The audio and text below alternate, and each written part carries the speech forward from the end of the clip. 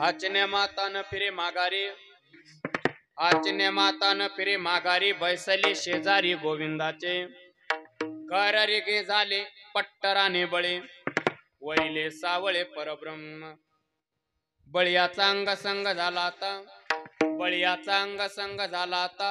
नाही भय चिंता तुका म्हणे, घर गे झाले पट्टराने बळे, वरिले सावळे परब्रह्म. पांडुरंगा करू प्रथम नम, पांडुरंगा करू प्रथम नमन, पांडुरंगा करू प्रथम नमन, पांडुरंगा करू प्रथम नमन. दुसरी चरणा संतान, दुसरी चरणा संतान, दुसरी चरणा संतान.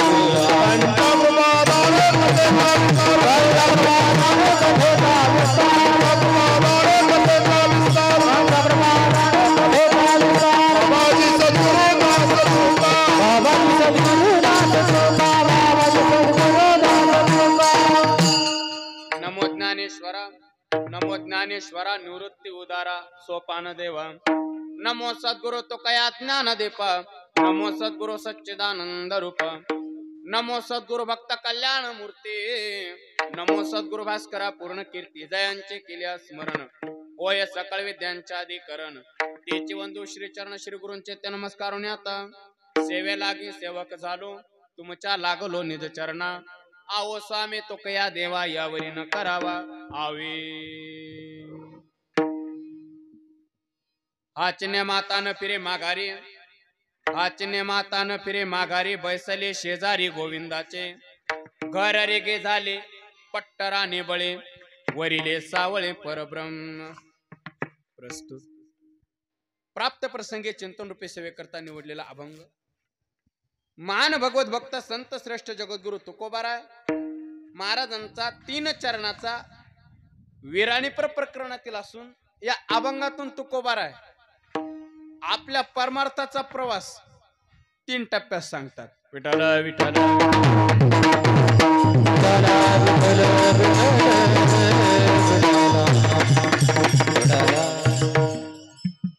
अभंगावरती बोलण्यापूर्वी थोडासा पर्याय द्यायचा तो म्हणजे असा.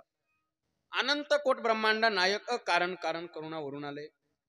अखिल गुण निधान भक्त वत्सल जगताधार रुक्मिणी प्राण संजीवन भगवान श्री पांडुरंग परमात्मा. कैवल्य साम्राज्य चक्रवर्ती विश्व माऊली ज्ञानोबाराय. वैराग्य रागरसिक जगतवंद्य जगद्गुरु तुकोबाराय. स्वानंद सुख निवासी सद्गुरु जोग महाराज.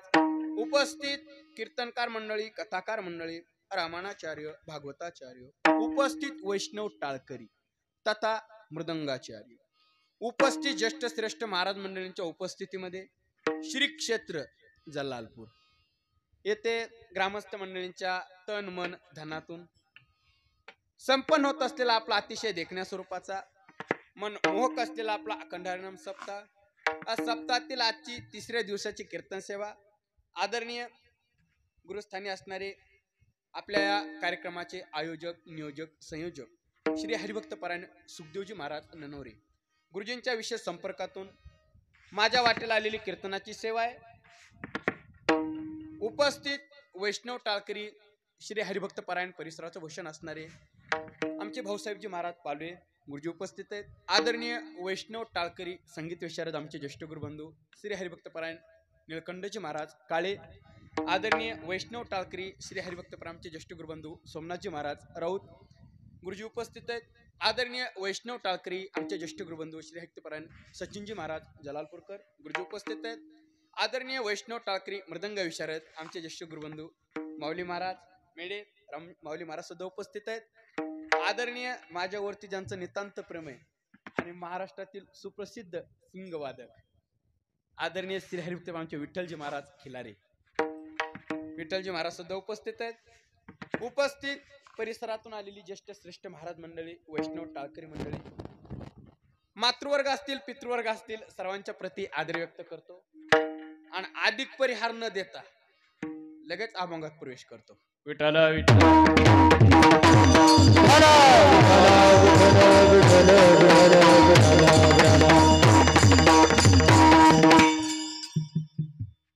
आचने माता न फिरे माघारी, आचने माता न फिरे माघारी, बैसले शेजारी गोविंदाचे. घर रे गे झाले पट्टराने बळे वरिले सावळे परब्रह्म. या अभंगातून तुकोबाराय आपल्या परमार्थाचा प्रवास 3 टप्प्यात सांगतात. गुरुजी आता परमार्थाचे किती टप्पे करायचे, प्रवासाचे किती टप्पे करायचे हे ज्याच्या त्याच्यावर असतं. ज्याच्या त्याच्यावर असतं. जगामध्ये अशा काय गाड्या आहेत एकाच टप्प्यात पोहोचतात.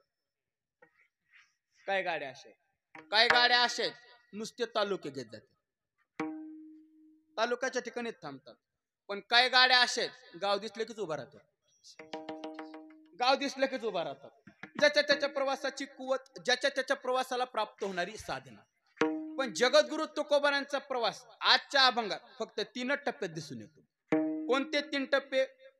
पहिला टप्पा शूरतेचा आहे, दुसरा टप्पा धीरतेचा आहे आणि तिसरा टप्पा स्थिरतेचा आहे. संसाराचा त्याग करून आम्ही परमार्थाच्या पथाला लागलो ही शूरता आहे. तुका म्हणे शूर झालो बाहेर आलो संसारा. संसाराचा त्याग करून आम्ही परमार्थाच्या रस्त्याला लागलो ही शूरता आहे. परमार्थाला लागलोत ना आता मागच फिरणार नाही. हाचने माता न फिरे माघारी, माग फिरणार नाहीत ही धीरता आहे, ही धीरता आहे. आणि मागे न फिरल्यामुळे महाराजांना गंतव्य स्थान प्राप्त झालं. कोणतं? नाही भय चिंता तुका म्हणे, ही महाराजांना प्राप्त झालेली स्थिरता आहे. अशा 2-3 टप्प्यामध्ये आजचा अभंग आपल्याला पाहायला सापडतो. महाराज म्हणतात आम्ही परमार्थाच्या पथाला लागलोत ना आता मागे फिरणार नाही. मी अनेक वेळा बोलत असतो गुरुजी, मागे न फिरणं ही अनन्यता आहे, ही अनन्यता आहे. हे पा अलौकिकता आणि अनन्यता या दोन्हीचा समन्वय माणसाच्या जीवनात घडला की माणसाचं जीवन सुखी बनते. अलौकिकता आणि अनन्यता या दोन्हीमध्ये जर सन्मुखता निर्माण झाली की माणसाचं जीवन सुखी बनते. याच्या उलट अलौकिकता आणि अनन्यता या दोन्हीमध्ये जर विन्मुखता निर्माण झाली की माणसाचं जीवन दुःखी बनते. म्हणून जे जे अलौकिक आहे तिथंच आपलं जीवन अनन्य व्हावं. मग तुम्ही म्हणता अलौकिक काय? तात्विक चिंतन जर केलं तर निखळ शुद्ध परमात्म तत्वच अलौकिक आहे. आणि उपाधी भेदानं जर विचार केला तर 3 गोष्टी अलौकिक आहेत. कोणत्या 3 गोष्टी अलौकिक?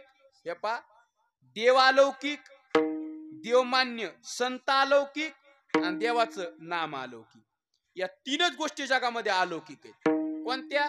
देव, संत आणि नाम. मग तुम्ही म्हणता या तिघांनाच अलौकिक का म्हणायचं? थांबा थांबा थांबा, अगोदर अलौकिक सांगतो. गुरुजी अलौकिक ते असतं, अलौकिक त्याला म्हणतात कशाला? हे पा लौकिक जगाला जे कळत नाही त्याला अलौकिक म्हणतात. एक काळाची सत्ता ज्याच्यावर चालत नाही त्याला अलौकिक म्हणतात. 2 आणि पंचमहाभूतामध्ये जे अडकत नाही त्याला अलौकिक म्हणतात. 3 हे 3 निकष ज्या तत्वाला लागू होतात तेच तत्व अलौकिक. आपण आता 3 गोष्टी अलौकिक पाहिल्या. कोणत्या? देव अलौकिक, संत अलौकिक, नाम अलौकिक. या तिघांना अलौकिक का म्हणायचं? आताच पाहिलं. लौकिक जगाला तिघांचं महत्व कळालं नाही म्हणून या 3 गोष्टी अलौकिक. काळाची सत्ता या तिघांवर चालत नाही म्हणून या 3 गोष्टी अलौकिक. आणि पंचमहाभूतामध्ये या 3 गोष्टी अडकत नाहीत म्हणून या 3 गोष्टी अलौकिक. चला आता धावतं पाहू आणि एक पाहू. अगोदर देव पाहू, नंतर संत पाहू, नंतर मग चुलता पाहू, नाम पाहू. धावतं पाहू. अगोदर देव पाहू, संत पाहू, नाम पाहू. अगोदर देव. गुरुजी हे 3 निकष उचलायचे आणि देवाकडे आणायचे. लौकिक जगाला देवाचं महत्व कळालं नाही म्हणून आमचा देव अलौकिक. काळाची सत्ता देवावर चालत नाही म्हणून आमचा देव अलौकिक. आणि पंचमहाभूतामध्ये देव अडकत नाही म्हणून आमचा देव अलौकिक. पहिला निकष, लौकिक जगाला देवाचं महत्व कळालं नाही. खरंच कळालं नाही. महत्व कळालं असतं तर ज्या वेळेला संत महात्मे घरी येऊन म्हणले देव घ्या कोणी, देव घ्या कोणी, लोक काय म्हणले? देव न लगे, देव न लगे. का? महत्वच कळलं नाही म्हणून आमचा देव अलौकिक. पहिला निकष संपला. दुसरा निकष, काळाची सत्ता देवावर चालत नाही म्हणून आमचा देव अलौकिक. काळाची सत्ता देवावर चालत नाही, नाही चालत. अहो उलट हा काळच देवाच्या घरी काम करण्यासाठी ठेवलेला गडी. कशाला देवा सत्ता राहील? म्या बोलविल्या वेदो बोले, म्या चालविल्या सूर्य चाले, म्या हलविल्या प्राणू हाले, जो जगात ने चालिता म्याचे नियमिला साता. काळोग्रास तसे भूता काळाची सत्ता देवावर चालत नाही म्हणून आमचा देव अलौकिक. लौकिक जगाला देवाचं महत्व कळालं नाही म्हणून देव अलौकिक. काळाची सत्ता देवात चालत नाही म्हणून आमचा देव अलौकिक. आणि तिसरा निकष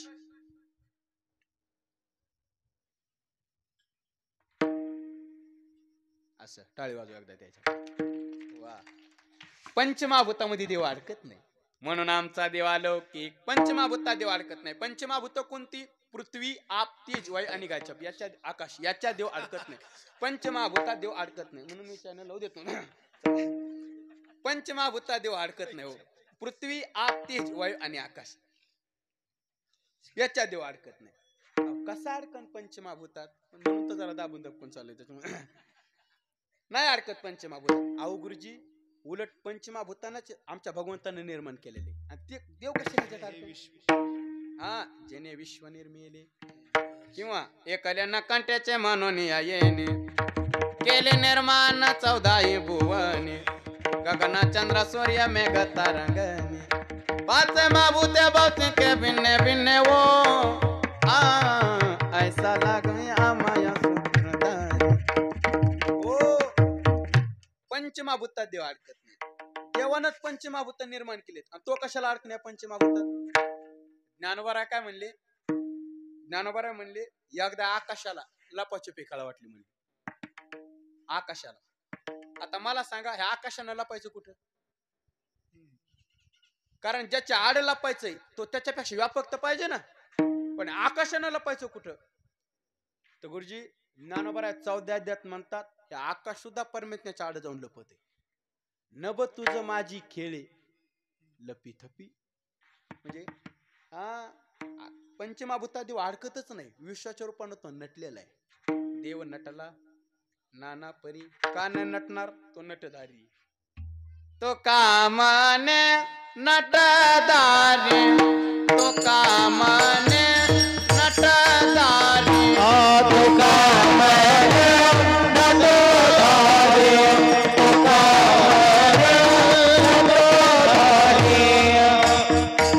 तो कामाने नटधारी तो कामाने नटधारी तो कामाने नटधारी तो कामाने नटधारी तो कामाने नटधारी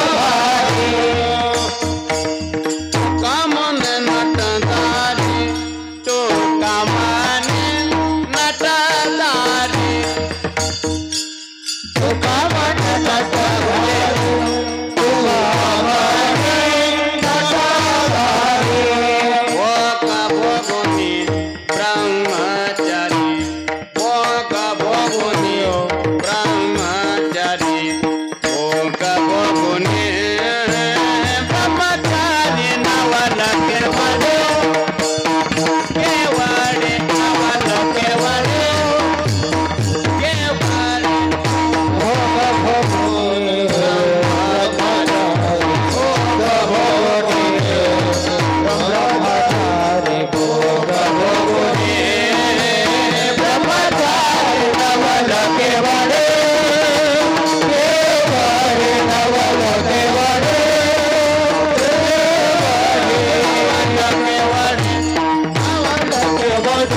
केवळे नवल केवळे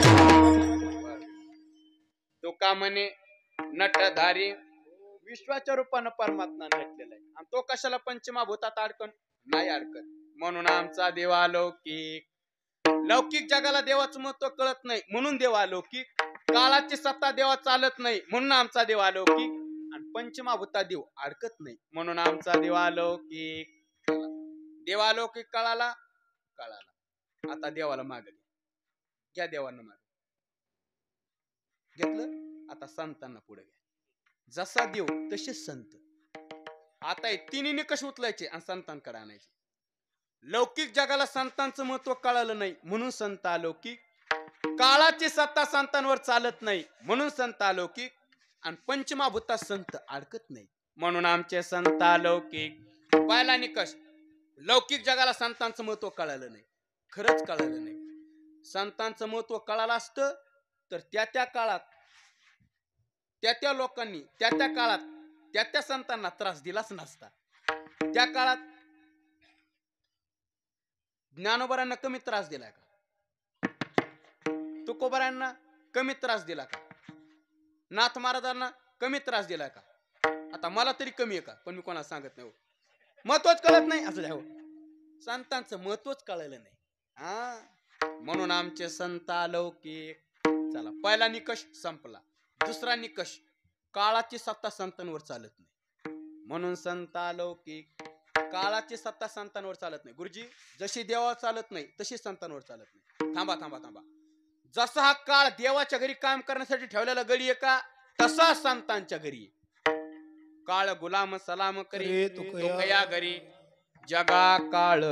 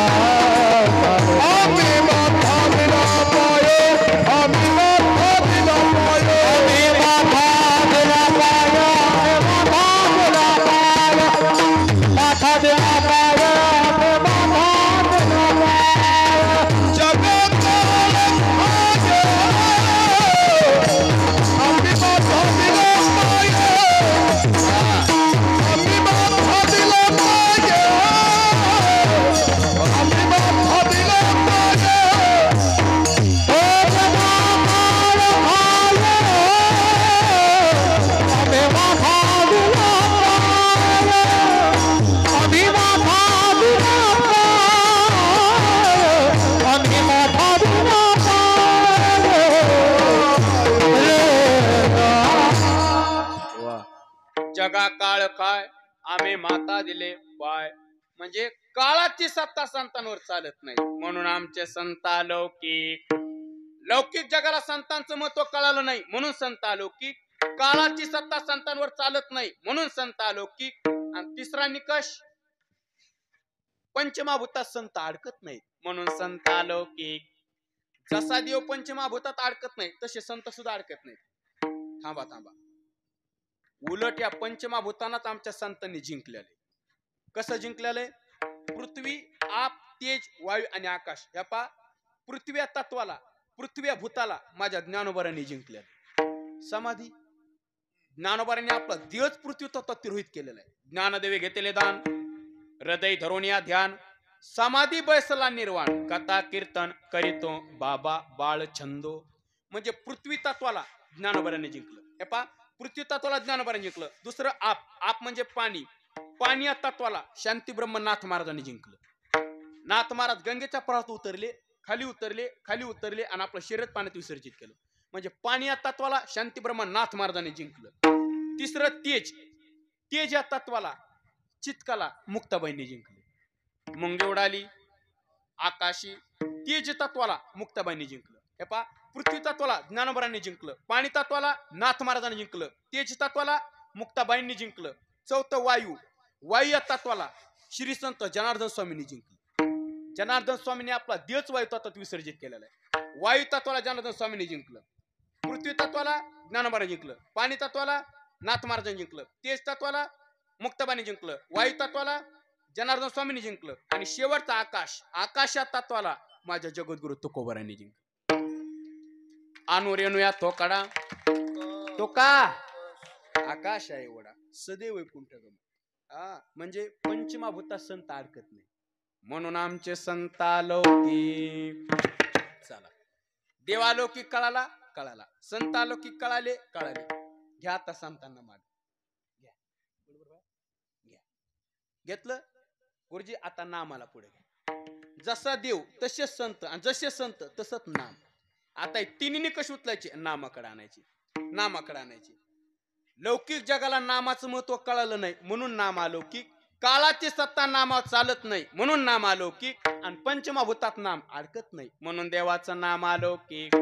पहिला निकष, लौकिक जगाला नामाचं महत्व कळालं नाही, खरंच कळत नाही. नामाचं महत्व कळालं असतं तर लोकांनी देवाचं नाव घेतलं असतं. पण आपण कीर्तन सुद्धा घेत नाही. घेतोत का? नाही, खुशाल नाही. नामाचं महत्वच कळालं नाही म्हणून नाम अलौकिक. पहिला निकष संपला. दुसरा निकष, काळाची सत्ता नामावर चालत नाही. जशी देवा काळाची सत्ता चालत नाही, जशी संतांवर चालत नाही, तशी नामावर चालत नाही. संपूर्ण जगा भाजपची सत्ता, आपली काळाची सत्ता आहे. भाजपची काळाची, संपूर्ण जगाव काळाची सत्ता आहे. पण नामाव नाही. नामाव नाही. ज्ञानोबरांचा अभंग आहे ना, ज्ञानोबरा म्हणले सगळं संपून जाईल पण नाम नाही संपणार. 4 खाणी सांगितल्या बघा ज्ञानोबरांनी. अंडज, जारज, स्वेदज, उद्बीज, आटे. हरिनाम ना आटे ते शरीर आटे, संपत्ती आटे, हरिनाम ना आटे ते बरवे. रकुमा देवराचे नाम ना आटे, युगे गेली परिभाविटे. सगळं संपून जाईल, देवाचं नाव नाही संपणार. अवघाचे आकार ग्रासियेला काळे, एकाचे निराळे हरीचे नाम. म्हणजे काळाची सत्ता नामावर चालत नाही, म्हणून देवाचं नाम अलौकिक. दुसरा निकष संपला, काळाची सत्ता नामावर चालत नाही. आणि तिसरा निकष असा आहे, पंचमहाभूतात नाम अडकत नाही. जसा देव पंचमहाभूतात अडकत नाही, जसे संत अडकत नाही, तसं नाम सुद्धा पंचमहाभूतात अडकत नाही. कसं काय अडकत नाही? थांबा, आपल्याला शाळेत इतिहास शिकवला जातो म्हणून नाम कसं पंचमहाभूतात अडकत नाही? पंचमहाभूतापेक्षा व्यापक आहे. कसं? हे पा, पृथ्वीपेक्षा पाणी 10 पट व्यापक आहे. पाण्यापेक्षा तेज 10 पट व्यापक आहे. तेजापेक्षा वायू 10 पट व्यापक आहे. वायूपेक्षा आकाश अनंत पटीने व्यापक आहे. आणि आकाशापेक्षाही गगनाहून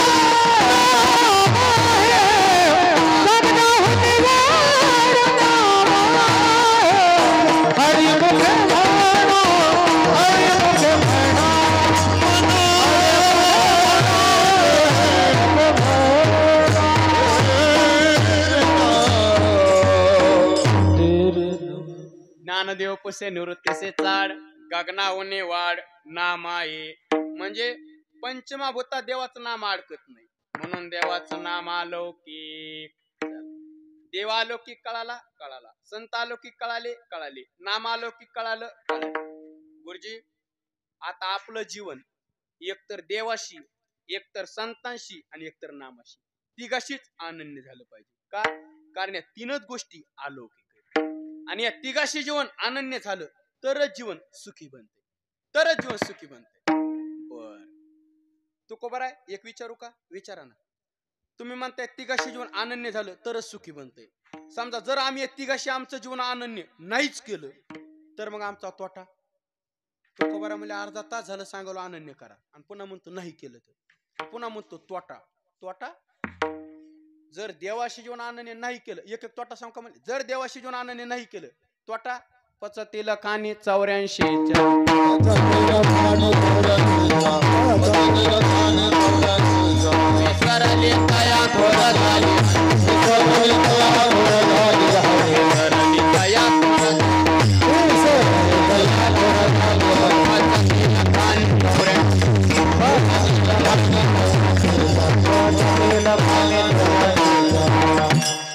विसरली तया थोर झाली हानी, पचतेल कानी 84च्या कानी भोगावं लागतात. हा तोटा आहे म्हणजे.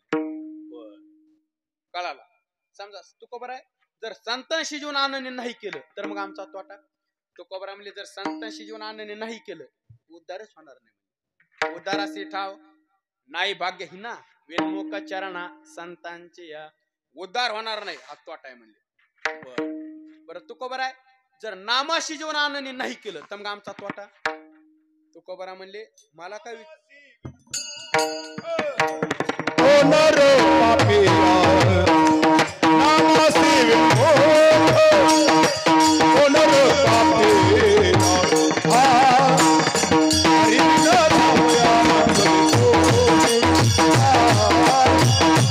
हरि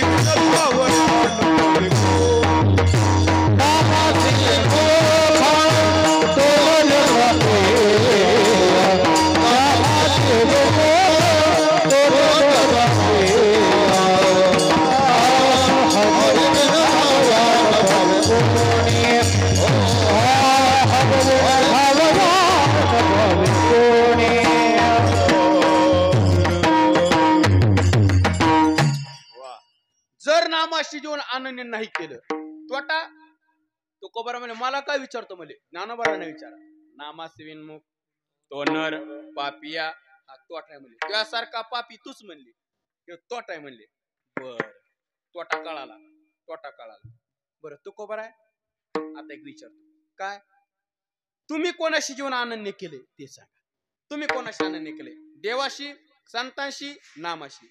तुकोबरा म्हणले आम्ही तिघाशी जीवन आनंद केले. तिघाशी आनंद केले. देवाशी कसं एक धरला चित्ते आम्ही रखमाईचा पती हे आमचं जीवन देवाशी आनंदी. संतांशी तर पहिल्यापासूनच आनंदी. काय सांगू आता संतांचे उपकार आमचं जीवन संतांशी आनंदी. नामाशी सुद्धा आनंदी. कसं एक गावी आम्ही विठोबाचे नाम आणि कापय काम हे आमचं जीवन नामाशी आनंदी. बर कळालं. तुकोबरा आहे आता तसं नका सांगू. मग आजच्या अभंगात कोणाशी आनंद केले ते सांगा म्हणजे आम्हाला पुढे जायचा रस्ता सुधारण. आजच्या अभंगात कोणाशी आनंद केले ते सांगा. नामाशी संतांशी देवाशी. आजच्या अभंगात आम्ही जीवन देवाशी आनंद केले. तुकोबरा म्हणजे देवाशी कशा पद्धतीने आनंद केलं कशा पद्धतीने आनंद केलं त्याचं वर्णन तुकोबरा अभंगाच्या 3ऱ्या चरणात करतात. बळीयाचा संग झाला बळीयाचा संग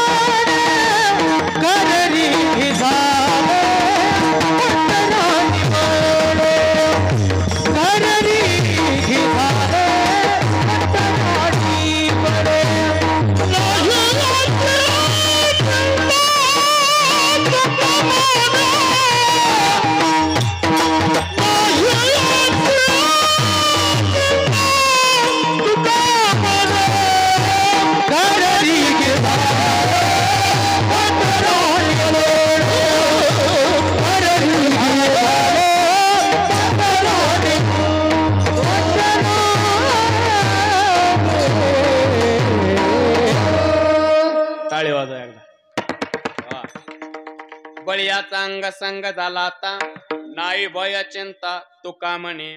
तुकोबरा म्हणले आम्ही जीवन बळीयाशी आनंदी केले. बळीया म्हणजे बळीया माझा पंढरीराव जोया देवाचा देव किंवा बळीयाचे अंकित आम्ही झालो बळीवंत. आम्ही जीवन बळीयाशी आनंदी केले. बळीयाशी. बर आता बघा बळीयाचा अंग संग झाला आता.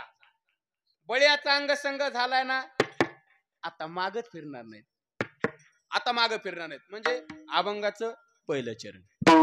हाच देण्याचा नपर माघारी. हाच देण्याचा नपर माघारी. हाच देण्याचा नपर माघारी. हाच देण्याचा नपर माघारी. हाच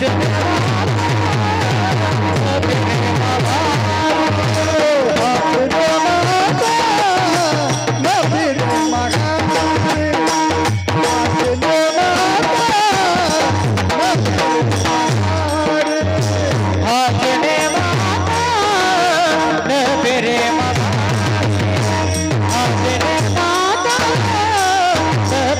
माघारी.